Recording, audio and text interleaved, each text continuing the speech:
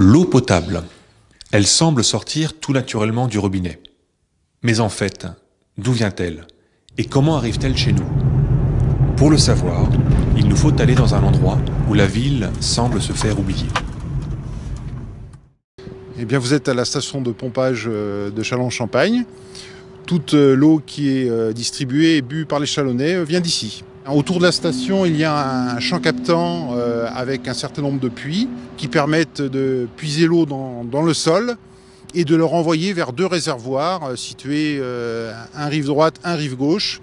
Donc rive droite au réservoir de Melette et rive gauche au réservoir de Champerdry. C'est ici que tout commence. Dans 40 hectares de nature protégée de toute fréquentation, des puits discrets captent l'eau contenue dans le sol. Effectivement, c'est une première étape pour le circuit de l'eau.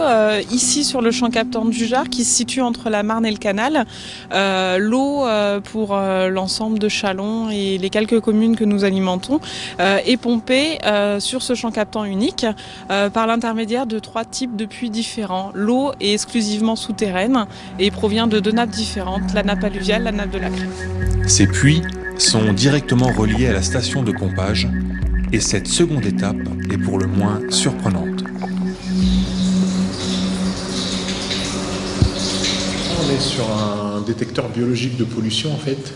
On a l'eau de la nappe, l'eau brute, qui alimente directement cet aquarium, qui contient donc une 60aine de vairons. Et ils ont la particularité d'être parmi les espèces les plus sensibles à la pollution aquatique.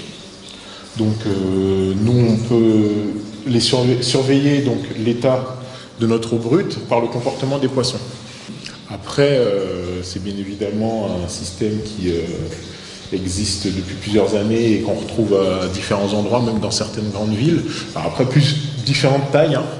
Que chacun se rassure, nous ne boirons pas l'eau des poissons, mais une eau tout à fait claire et saine, car traitée comme il se doit. Il faut savoir qu'elle est potable avant traitement, elle respecte les normes de potabilité avant traitement et de ce fait, ici à Châlons, on utilise simplement une simple chloration pour protéger l'eau de tout développement de bactéries dans le réseau et de ce fait-là, elle pourrait être contaminée par un développement de bactéries si elle n'était pas protégée par du chlore. On peut dire à l'usager que lorsque l'eau sent le chlore, elle est protégée de toute bactérie qui pourrait provoquer des maladies graves. Près de 11 000 mètres cubes d'eau par jour sont surveillés en permanence avant de partir à travers de larges conduits pour arriver dans d'immenses réservoirs de stockage. Donc ici on est à la suite de la station de production d'eau potable. Donc les pompes qu'on a pu voir sur le site envoient l'eau vers les 2 sites de réservoirs. Donc on est sur le site de la rive gauche, sur le site des réservoirs de Champerdry. Donc il y a derrière moi un réservoir sur tour de 1500 mètres cubes et sur ma droite 2 réservoirs enterrés de 6000 mètres cubes chacun.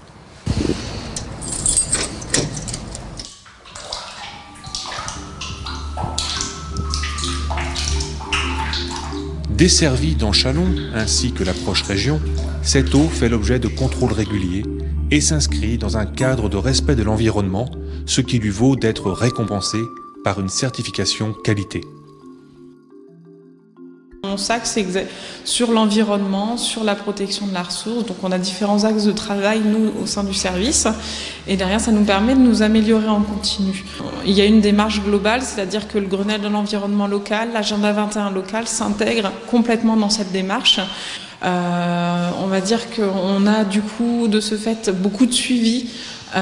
Plus de rigueur dans notre travail. On est audité en interne une fois par an et en externe sur notre manière de faire également aussi une fois par an. Depuis ces réservoirs, elle cheminera un réseau de plus de 200 km de canalisation pour arriver à nos robinets où nous pourrons alors nous désaltérer en toute confiance.